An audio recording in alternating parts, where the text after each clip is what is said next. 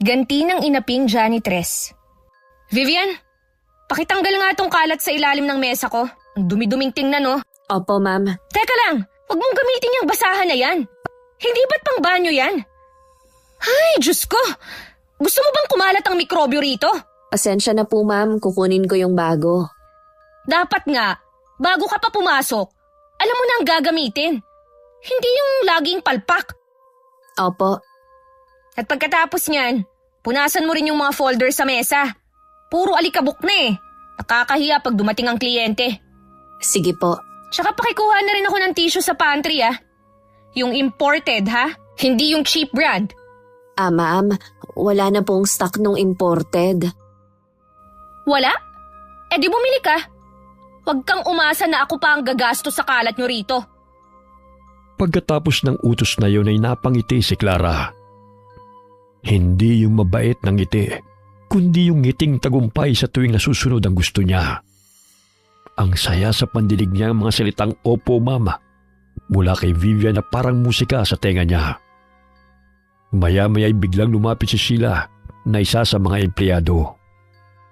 Ma'am, ready na po yung presentation para sa client mamaya. Good. Pakiayos na rin yung projector. At saka Sheila, pakiusap lang Huwag mong ipaaabot kay Vivian kahit ano. Hindi ko gusto na nakikialam siya sa mga dokumento. Baka mamansyahan lang ng pawis. Opo, ma'am. Habang inaayos ni Vivian ang ilalim ng mesa, ay sinuliyapan siya ni Clara. Nakasuot pa rin ang lumang uniforme na may mga kupas na tahi sa gilid. Sa isip ni Clara, ay hindi niya alam kung paano nakakapasok ang ganitong klaseng tao sa kumpanya. Habang inaayos ni Vivian ang ilalim ng mesa, ay sinuliyapan siya ni Clara. Nakasuot pa rin ang lumang uniforme na may mga kupas na tahi sa gilid. Sa isip ni Clara, ay hindi niya alam kung paano nakakapasok ang ganitong klaseng tao sa kumpanya. Vivian, pagkatapos mong magwalis dyan, magpunta ka sa lobby. May mga kalat daw sa gilid ng sofa. Ayusin mo yon bago dumating si Sir Alan. Sige po. At baka naman pwedeng ayusin mo rin yung bulaklak sa reception. Ang lanta-lanta tingnan Dapat fresh, hindi kagaya ng itsura mo. Ma'am? Oh, bakit ganyan ka tumingin? May problema? Wala po, ma'am.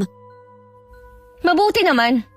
Kasi kung gusto mong tumagal dito, dapat matuto kang ngumiti kahit pagod. Hindi yung parang laging kawawa. Nakakababa ng energy. Tuwing nakikita niya si Vivian, ay para bang sumasama ang araw niya. Hindi niya alam kung bakit, pero may kung anong kumukulo sa kanya kapag nakikita niya ang pagod na mukha ng janitress. Siguro dahil masyado itong tahimik at masyadong mahinahon. Parang nagpapakasanto sa harap ng lahat. Para kay Clara, walang puwang sa opisina ang mga taong mukhang kawawa. Gusto niya na mabilis kumilos, matalino at alam kung kailan dapat magsalita. Sa tingin ni Clara, ay wala sa tatlong yun si Vivian. Vivian! Bakit ang tagal mo sa pantry? Kape lang yung pinakuha ko, hindi groceries. Naglinis lang po muna ako ron kasi may natapong kape. May natapon? Aba, kasalanan mo pa rin yun. Dapat, wala kang iniwan na kalat doon. Pasensya na po. Tigilan mo na nga yung pasensya. Hindi mo alam na nakakainit ng ulo. Paglabas ni Vivian ay inabot niya kay Clara ang kape. May konting talsik ng likido sa tasa at kaagad yung napansin ni Clara. Ano to? Hindi mo man lang pinunasan ng tissue? Puro patak sa mesa ko Lilinisin ko po. Hindi mo na kailangang sabihin. Dapat, ginagawa mo agad. Diyos ko, Vivian! Bakit bang daming katulad mo rito? Lahat kailangang ituro. Ang tanda mo May ilang empleyadong napatingin pero walang nagsalita. Sanay na sila sa ugali ni Clara. Sa loob ng opisina, kapag mainit ang ulo ni Clara, ay walang nangangahas na sumagot. Si Clara ang tipo ng boss na gusto ng katahimikan. Pero siya ang pinakamaingay. Hindi sa boses, kundi sa ugali. Lahat ng utos niya ay may kasamang pangmamaliit. Pero hindi mo pwedeng tawaging pang-aapi kasi laging may ngiti sa dulo. Pero kung naroon ka sa posisyon ni Viviana, ay mararamdaman mo ang sakit sa bawat salitang binibitiwan niya. Vivian, pakikuha nga yung folder sa kabilang kwarto. Bilisan mo, may meeting ako. Opo, ma'am. Tsaka huwag kang tatanga-tanga sa paglalakad Baka matapilok ka na naman tapos ako pa ang sisihin mo. Hindi po, ma'am. At pagbalik mo, gusto kong maputi na tong floor. Okay? Hindi yung parang nilapitan lang ng basang mop. Dapat makintab, ha? Sige po. Natawa si Clara habang hawak ang ballpen sa kamay. Hindi niya alam kung bakit, pero nakakagaan ng loob niya ang magparinig kay Viviana. Para bang may bahagi ng sarili niyang stress ang nababawasan sa tuwing pinapagalitan niya ito. Sa labas ng opisina ay narinig niya ang tahimik na yabag ni Viviana. Mabagal at maingat. At yun pang mas ikinaasar ni Clara. Parang asong sunod-sunuran. Vivian! Naririnig mo ba ako? Pwede bang lakasan mo yung kilos mo? Para kang multo Sige po, ma'am. Ay, Diyos ko talaga. Kung hindi lang ako busy, ako na siguro ang maglilinis sa halip na makita kitang parang robot dyan.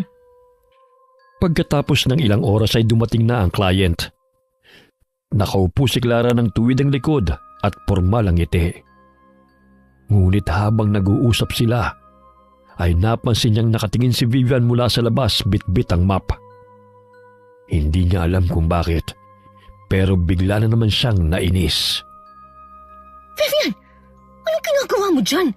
Umalis ka nga sa harap ng salamin. Nakikita ka ng client. Pasensya po, ma'am. Nagpupunas lang po.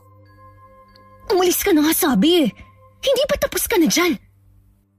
Sige po. Sa labas, nakita niya si Vivian na nagbaba ng map saka dahan-dahang umalis. May kung anong biglang kumurot sa dibdib ni Clara, pero agad din niyang pinawi. Para sa kanya, kung maramdaman mong naaawa ka, ibig sabihin mahina ka. At hindi siya papayag na maging mahina sa harap ng kahit na sino. Vivian! Nasaan yung blue folder ko? Ma'am, yung may nakalagay po na confidential? Oo, yun nga. Nasaan na? Nasa drawer niyo po yata kahapon, ma'am. Hindi ko nakita ron. Ilang beses ko nang binuksan. Huwag mong sabihin, itinapon mo. Ha? Hindi po, ma'am. Pero kanina po kasi may mga luma ng papeles sa mesa niyo. Akala ko po basura. Ano? Basura? Vivian! Alam mo ba ang itinapon mo ay project file para sa client meeting bukas? Pasensya na po, ma'am. Hindi ko po sinasadya. Pasensya? Lagi na lang yan. Alam mo ba kung magkano mawawala sa kumpanya pag hindi ko naibalik yon? Pwede ko pong hanapin sa basurahan. Hahanapin? Ay, Diyos ko, ang dumi-dumi ron! Gusto mo bang magkalat pa rito? Narinig ng lahat ang sigaw ni Clara. Lahat ng empleyado'y napatingin na. Si Vivian ay halos hindi makatingin at nanginginig habang nakayuko. Ngunit hindi pa tapos si Clara. O kayo, tingnan nyo! Ganito yung sinasabi ko sa inyo. Hindi ko maintindihan kung bakit ang daming katulad niya sa opisina. Ma'am, baka pwedeng... Sheila, wag kang makialam. Alam mo ba kung ilang beses na siyang nagkakamali? Hindi na biro to. Ma'am, hahanapin ko po talaga yung folder. Baka hindi pa po nadadala ng janitor. Tigilan mo na nga yan, Vivian. Kahit hanapin mo pa, wala na rin. Sayang lang sa oras. Sana kasi, bago ka nag-apply dito, sinigurado mong marunong kang magbasa ng label. May ilan ang napapailing pero si Clara ay tuwid pa rin ang tindig. Hindi niya napansin kung gaano nakapula ang mukha ni Vivian sa hiya. Pagkatapos ng insidenteng yun, lumabas si Clara ng opisina. Dala niya ang inis hanggang sa kotse. Pinilit niyang kumalma. Pero sa loob niya, parang gusto niyang maglabas pa ng galit. Pagdating sa bahay ay nadatnan niya ang lolo niyang nakaupo sa may sala. Nagkakapit nanonood ng balita. Oh, Apo, ang aga mo yata ngayon. Hindi ka ba masyadong inabala sa trabaho? Lolo, ewan ko ba? Ang sakit sa ulo ng mga kasama ko. Lalo na yung janitress naming si Vivian. Bakit? Anong ginawa? Ayun! Tinapon yung mahalagang folder ko. Hindi ko alam kung anong klaseng tao yun eh. Parang walang pakiramdam. Baka hindi sinasadya, Apo. Minsan yung mga ganyang tao hindi lang sanay sa gulo ng opisina. Lolo, hindi mo siya kilala. Araw-araw, laging may mali. Mabagal, tahimik, parang hindi marunong makisama. Nakakairita. Tahimik? Anong masama ron? Mas okay na yung tahimik kesa yung puro daldal pero walang ginagawa. Hindi yung ganong tahimik, Lo. Tahimik na parang may tinatago. Lalo kong nabibwisit pag nakikita ko siyang ganon eh. Baka naman hindi mo lang siya naiintindihan. Alam mo, Clara, may mga taong mahina sa salita pero malakas sa gawa. Hindi lahat ng tahimik ay mahina. Lo naman, huwag niyo akong pagsabihan na parang ako pa yung masama rito. Kung nakita niyo lang kung ano siya, baka kahit kayo rin maasar. Hindi kita sinasabihan ng masama, Apo. Pero tandaan mo, minsan yung mga taong ganyan, sila pa yung pinakamatibay. At kung masyado mong tatapakan, baka isang araw mapagod na lang ang langit sa pananahimik nila. Langit na naman, Lo. Ang drama niyo talaga. Hindi drama yun. Binabalaan lang kita. Sa tanda kong ito, marami na akong nakita. Yung mga taong sobrang yabang, palaging bumabagsak nang hindi nila namamalayan. Lo, wala akong ginagawa. Disiplina lang yun. Kung hindi ko sila sisigawan, walang kikilos. Hindi ako manhid. Trabaho lang to. Trabaho nga lang, pero may paraan ng pagsasabi. Huwag mong ubusin ang tapang mo sa mga taong tahimik. Baka sa dulo, sila pa magturo sa iyo ng leksyon. Ay naku, Lo. Kung alam niyo lang kung gaano nakakainis yung mukha ni Vivian. Parang laging nagpapaawa. Nakakapagod tingnan. Hoy, baka naman hindi nagpapaawa yun. Baka pagod lang. Alam mo, Apo, mas mabigat sa konsensya yung mapagtanto mong nasaktan mo ang taong wala namang laban. Hindi naman ako nananakit, Lo. Nagsasabi lang ako ng totoo. Yun nga ang mas masakit minsan. Yung totoo, pero binibitawan mo ng walang awa. Nagtagal ang usapan nila hanggang sa lumalim ang gabi. Pero sa kabila ng mga sinabi ng kanyang lolo, ay hindi nakinig si Clara. Pagpasok niya sa kwarto ay humiga siya sa kama, pero hindi matahimik. Paulit-ulit sa isip niya ang mukha ni Viviana. Ang mga mata nitong parang laging malungkot. Hindi niya alam kung bakit, pero naiirita siya sa bawat alaala niya. Kinabukasan, pagpasok niya sa opisina ay agad niyang nakita si Vivian sa may hallway na nag-aayos ng basurahan. May nakasalubong itong dalawang empleyado na nag-uusap tungkol sa nangyaring sigawan kahapon. Vivian! Ma'am, Anong ginagawa mo riyan, ha? Dapat nasa pantry ka na. kakatapos ko lang po magwalis, ma'am. Pupunta na po ako doon. Ang bagal mo pa rin. At huwag ka masyado naglalakad sa hallway na para kang kawawa, ha? Para kang may nilalakad na lamay. Sige po, ma'am.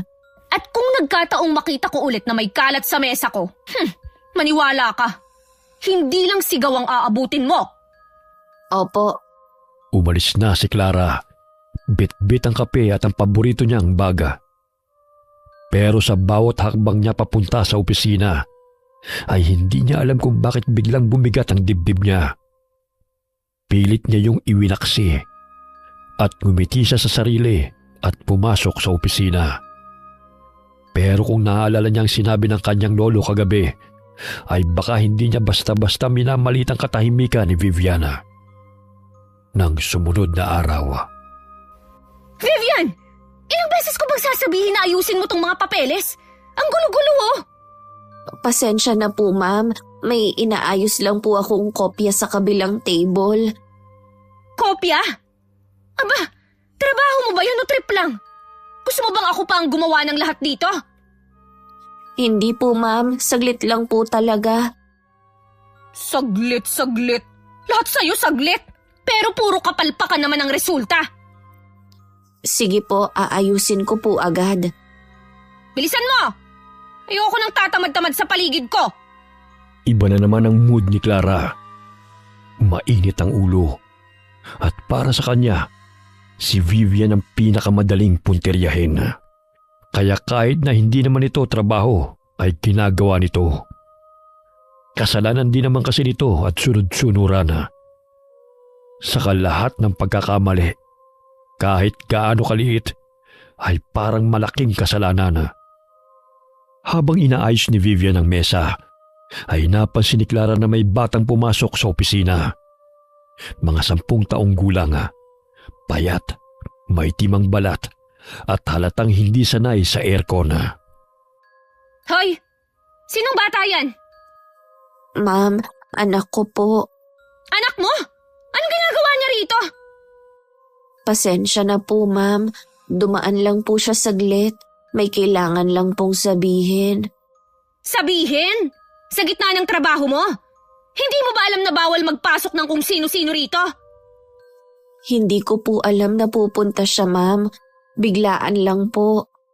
Alam mo, Vivian, kung ganito ka rin pala sa bahay na pabaya, ay nako, hindi na ako magtataka kung ganito rin ang anak mo. Ma'am, huwag niyo naman pong idamay ang anak ko. Bata lang po yan. Bata? Eh bakit nandito? Akala siguro libre dito. Baka gusto pang kumain sa pantry na para sa empleyado lang. Hindi po, ma'am. Manghihingi lang po sana siya ng pera. Pambili ng project sa school. Project? Hindi mo ba pwedeng ibigay yan sa bahay? O gusto mong ipamukha sa lahat dito na ginagamit mo ang opisina para sa personal mong buhay? Hindi po ganun, ma'am. Gusto lang po niyang... Tama na nga! Ayoko ng drama. Kung may problema ka sa bahay, huwag mong dalhin dito. At ikaw bata ka, ha? Lumabas ka na! Hindi ito lugar para sa mga katulad mo. Ma'am, sandali lang po. Huwag naman po kayong ganyan. Bata pa po siya. Bata nga. Pero marunong namang maglakad palabas, di ba? Kung may hiya kayo, umalis na kayo pareho. Pasensya na po, ma'am. Uuwi na lang po siya. At siguraduhin mong hindi na siya babalik dito. Hindi ito bahay ampunan, Vivian. Napayuko si Vivian at tinawag ang anak niya. Lumapit ang bata na hawak ang maliit na envelope. Lumapit ito kay Clara. Pasensya na po, ma'am. Ako po kasi. Hindi ko kailangan ng paliwanag mo. Kung gusto mo ng awa, huwag dito. Ma'am, huwag niyo naman pong pagalitan ng anak ko. Wala naman po siyang ginawang masama. Hindi masama? Ang pagpasok sa opisina ng walang pahintulot ay hindi masama sa'yo? Kung gusto mo talagang magtrabaho rito, pues ayusin mo ang ugali mo. Pati pamilya mo, huwag mong dalhin sa problema mo. Pasensya na po talaga. Hindi ko po ginusto to. Sus, lahat na lang pasensya. Sabihin mo nga sa anak mo, huwag niyang tularan ng nanay niyang walang alam kundi magdahilan. Ma'am, sobra na po yata kayo. Ako pa ngayon ang sobra, ganon. Alam mo, kung hindi lang ako mabait, matagal na kitang tinanggal. Pero ayan, binibigyan pa kita ng pagkakataon. Kaya kung ako sa'yo, magpasalamat ka pa. Maraming salamat po, ma'am. At huwag mong kalimutang linisin ang pantry. Baka may kinain na ang anak mo dyan. Hindi po siya kumain ng kahit ano. O sige, sabihin mo pa. Alam mo, Vivian, minsan iniisip ko kung bakit ka pa tinatanggap ng kumpanya. Ang bagal mo na, problema ka pa. Kung ayaw niyo na po sa akin, pwede niyo naman po akong tanggalin. Ang tapang mo rin no? Marunong ka nang sumagot ngayon. Nakahanap ka ng lakas ng loob dahil nandito ang anak mo, ganun ba? Hindi po, ma'am. Gusto ko lang po magpaliwanag. Hindi mo na kailangang magpaliwanag. Ang kailangan mo, ayusin ang buhay mo. Napataas ang boses ni Clara. Ramdam niya ang pag-igting ng ugat sa leega. Ang mga tao sa paligid ay natigilan na, pero wala ni isa ang sumingit. Ang bata ay tumitig sa kanya at bakas ang takot sa mukha. Sa halip na maaway, lalo siyang nairita. Ano ba, bata? Tititig-titig ka pa dyan. Umuwi ka na, sabi. Ma'am, tama na po.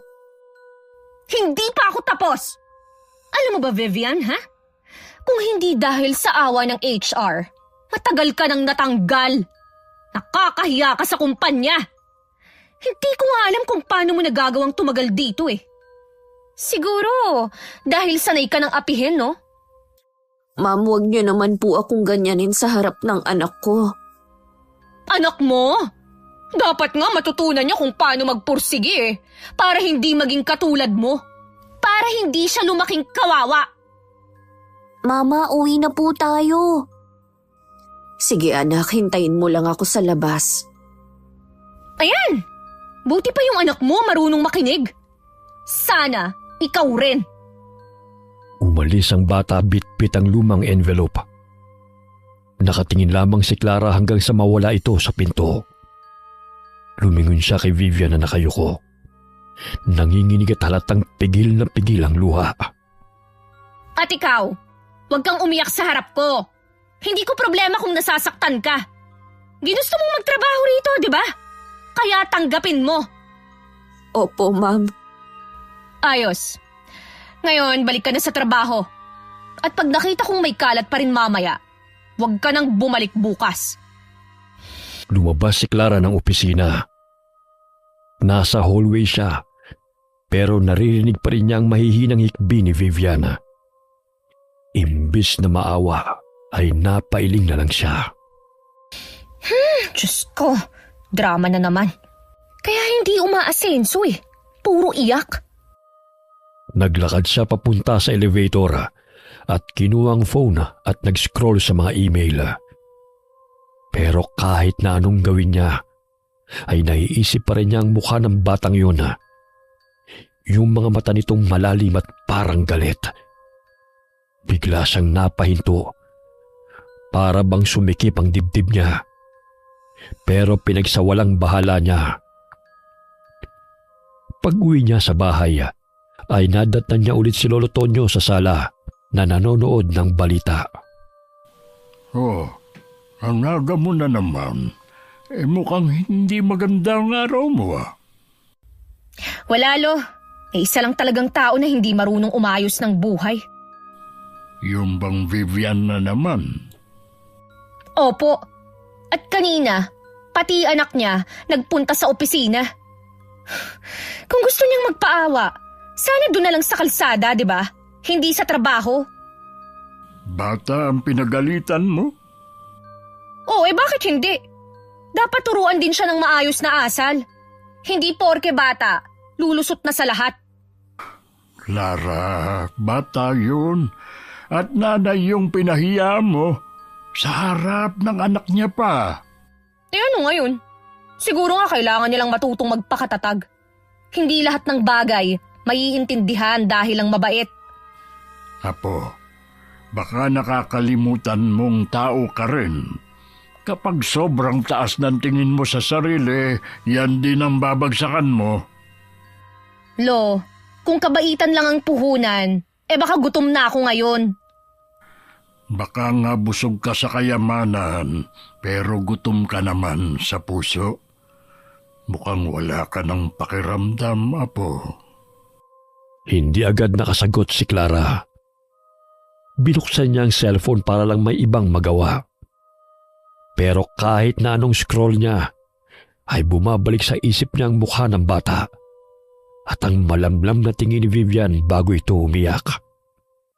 Hindi niya alam, pero nang gabing yun, sa unang pagkakataon, hindi siya makatulog. Hindi dahil sa stress ng trabaho, kundi dahil may kung anong bigat na bumabalot sa dibdib niya. Isang pakiramdam na hindi niya may paliwanag. Hanggang sa isang araw. Vivian! Nasaan ka ba? Pakiayos nga tong mesa ko. Ang daming papel parang basurahan. Sige po ma'am, aayusin ko po agad. At pakicheck na rin yung aircon. Mainit dito. Baka tamad na naman yung maintenance. Opo ma'am, tatawagan ko po sila. At huwag mong kalimutan yung coffee ko, ha? Gusto ko mainit. Hindi yung maligamgam na parang tubig ulan. Opo. Tsaka pakikuha yung folder sa printer room. Bilisan mo, ha? Sige po ma'am. Ayusin mo lahat, Vivian. Ayoko nang may dahilan. Pag sumablay ka na naman, maniwala ka. Baka hindi ka na makabalik dito bukas. Malakas pa rin ang boses ni Clara. Pero habang nagsasalita, ay may kakaibang kirot na naramdaman siya sa ilalim ng kanyang baba. Noong una, parang simpleng kurot lamang. Pero habang lumilipas ang oras, ay unti-unti itong sumasakit. Pilit niya itong hindi pinapansin. Siguro stress lamang. Pero nang hawakan niya ay parang may maliit na umbok. Pagka-uwi niya ng bahay, ay sinilip niya sa salamena at may maliit na pamumula sa ilalim ng baba. Parang kagat ng lamok, pero mas masakit. Hindi niya ito pinansin. Uminom siya ng tubig, naghilamos at natulog. Pero paggising kinabukasan ay halos mapatalon siya sa gulat. Sa salamin, nakita niya na ang maliit na umbok kagabi ay naging malaking bukol. Namamaga, halos singlaki ng itlog at nangingitim sa gilid. Ano to? Hawak niya ang baba at ramdam niya ang matinding init at kirot. Parang may mabigat na nakasabit sa kanyang mukha. Tinakpan niya ito ng panyo at agad na nagtungo sa opisina. Pero hindi pa man siya nakakaupo, ay napansin na kaagad yun ng mga tao. Ma'am Clara, okay lang po kayo? Oo, bakit? Yung baba niyo po, parang namamaga eh. Hindi mo na kailangang pansinin. Trabaho mo ang gawin mo. Ma'am, baka po kailangan yung magpatingin. Mukhang masakit po yan. Hindi mo na kailangang makialam. Hindi ko kailangan ng janitress sa doktor. Pasensya na po. Concern lang po. Concern? Baka gusto mo lang makita akong mahina. Umalis si Vivian at hindi na sumagot. Si Clara naman ay pinilit na magtrabaho kahit nahihilo sa sakit. Pero habang lumilipas ang oras, ay mas lalo siyang nangihina. Para bang may mabigat na laman sa loob ng bukol. Nilapitan siya ni Sheila. Ma'am, baka po kailangan nyo na talagang magpatingin. Hindi na po normal yan. Tumigil ka nga! Lahat kayo puro nakikialam. Wala akong sakit. Pero nang maramdaman niyang parang may kumikirot sa loob ng bukol, ay napaupo siya. Parang may gumagalaw. Pinilit niyang huwag pansinin. Naramdaman niyang may tumutulong likido na malapot at malamig. Kaya tinakpan niya ito ng panyo. Pag-uwi niya, ay nakita siya ni Lolo Tonyo na nakapamaypay sa sala. Apo, ano nangyari sa mukha mo? Wala, Tulo. Siguro kagat lang ng insekto. Kagat? Eh bakit parang namamaga na? Sabi ko nga, Lo, wala to. Clara, magpatingin ka na. Baka delikado yan. Mamaya na. Ang dami kong iniisip.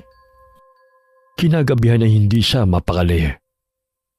Nakahiga siya pero parang lumalalim ang kirot. Parang may kumakalabit sa loob ng balat niya. Pinilit niyang huwag kamutin hanggang sa maramdaman niyang parang may pumutok. May dumaloy sa kanyang leeg na malansa at malamig. Tumayo siya at nagmamadaling tumingin sa salamin. Diyos ko. Sa gitna ng sugot ay may maitim na likido. Hindi dugo at hindi rin nana. Para lang siyang tinutunaw ng sarili niyang balat. Napasigaw siya. Kinabukasan, pumasok pa rin siya. Pilit niyang tinatakpan ng scarf ang kanyang leeg. Pero halata pa rin. May kirot sa bawat galaw ng kanyang panga. Pagpasok niya sa opisina, ay nakita niyang naroon si Vivian at naglilinis. Tinitigan mo pa ako? Wala ka bang ibang alam kundi manghusga? Hindi po, ma'am. Napansin ko lang po na baka sumasakit. Hindi mo kailangang mag-alala. Pero bago pa siya makapagsalita ulit, ay napahawak siya sa leeg. Parang mas tumindi ang sakit, kaya napasigaw siya. Aray! Ma'am, may dugo po sa scarf niyo. Ano? Tinanggal niya ang scarf at tumulo ang itim na likido sa kanyang blouse. Halos lahat ng empleyado ay napaatras. Si Vivian lang ang lumapit. Ma'am, baka kailangan niyo na pong pumunta sa klinik. Huwag mo nga akong hawakan! Ngunit sa pagkakataong yun ay nanginig si Clara. Napaupo siya sa sahig. Hawak ang sugat. Hindi na niya kayang itago ang kirot. Bakit ganito? Anong nangyayari sa akin? Ma'am, baka po kailangan niyong magpahinga muna. Hindi to normal! Heto po, ma'am. Gamitin niyo po muna itong panyo ko para matakpan ang iniinda niyong bukol. Malinis po ito. Layuan mo ako! Hindi ko kailangan ng tulong mo! Simula nung dumating ka, puro malas na ako! Ma'am, wala po akong ginagawa. Wala! Eh bakit ganito? Walang nakasagot. Lahat ng tao ay nakatingin.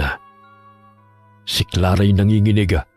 Hawak ang panyo habang itinatakip sa kanyang baba. Sa loob niya ay may halong takot. Pag-uwi niya ay agad siyang nagkulong sa kwarto. Lumingon siya sa salamin at nakitang mas lumaki ang sugat. Namumula ang paligid at bawat paghinga niya ay ramdam niya ang kirot. Walang nakasagot. Lahat ng tao ay nakatingin. Si Clara ay nanginginig. Hawak ang panyo habang itinatakip sa kanyang baba. Sa loob niya ay may halong takot. Pag-uwi niya ay agad siyang nagkulong sa kwarto. Lumingon siya sa salamin at nakitang mas lumaki ang sugat. Namumula ang paligid at bawat paghinga niya ay ramdam niya ang kirot. Lolo! Lolo! Ano yan, Apo? Ay, Diyos ko. Hindi ko alam, Lo. Kanina lang to lumalala. Ay, kailangan magpatingin ka na sa ospital. Lolo, parang may gumagalaw sa loob. Clara, Apo, baka may pinanggagalingan to. Lo, huwag mo akong sermonan ngayon. Ang sakit. Clara, baka ito na yung sinasabi ko noon. Yung kapag sobra kang nakakasakit ng kapwa, babalik at babalik sa'yo ang sakit na yun. Lo, sa tingin mo, may kinalaman si Vivian dito? Hindi ko alam, Apo. Pero baka hindi si Vivian ang dahilan. Baka mismong ginawa mo sa kanya. Hindi lahat ng sugat nakikita. Baka ngayon, tinuturuan ka lang ng langit kung paano makaramdam. Gusto niyo bang humingi ako ng tawad sa kanya? Hello, nakakahiya. Mas nakakahiya ang manatiling mataas kaysa mali ka. Hindi nakakababa ng dangal ang paghingi ng tawad, Apo. Mas nakakataas yun ng dangal. Pinagmasdan ni Clara ang mukha ng kanyang lolo. Kalmado pero matalim ang tingin. Sa unang pagkakataon na hindi siya sumagot. Pagkatapos ng ilang segundo ay tumango siya at marahang bumangon. Kinabukasan na, pumasok siya sa opisina na may benda sa baba. Hindi na siya nag-make up. Hindi niya na rin sinubuang itago ang bukol. Sa unang pagkakataon ay tahimik siya. Nasanay ang mga tao sa sigaw niya. Pero ngayon, ibang Clara ang dumating. Pagpasok niya sa pantry, ay nakita niya si Vivian na nagtitimpla ng kape. Kaya lumapit siya rito. Vivian, pwede ba tayong mag-usap sandali? Ma'am? Opo. Pasensya ka na sa lahat ng nasabi ko, ha? Sa lahat ng pagkakataong pinahiya kita. Mali ako, Vivian. Patawarin mo sana ako. Ma'am, wala yun. Trabaho lang naman po yung ginagawa ko. Hindi, Vivian. Alam kong nasaktan kita. At kung pwede lang, gusto kong bawiin lahat ng sinabi ko. Salamat po, ma'am. Hindi ko naman po ginawang issue yun. Pero salamat po kasi inamin nyo. Siguro nga, kailangan ko munang maranasang masaktan para maintindihan ko yung mga nasasaktan ko. Ngumiti si Viviana. Ngayon lamang nakita ni Clara na ganun ito ngumiti. Totoo at payapa. Parang yung simpleng ngiti na matagal niyang pinigilan na. Vivian, kung may kailangan ka, sabihin mo lang, ha? Hindi na kita sisigawan ulit. Salamat po, ma'am. Sana po gumaling na rin kayo. Tumango si Clara. Nang lumabas siya ng pantry ay parang gumaan ang dibdib niya. Habang naglalakad sa hallway ay napansin niyang mas magaan din ang baba niya. Pagdating niya sa banyo ay tinignan niya ito sa salamin at halos wala na ang bukol.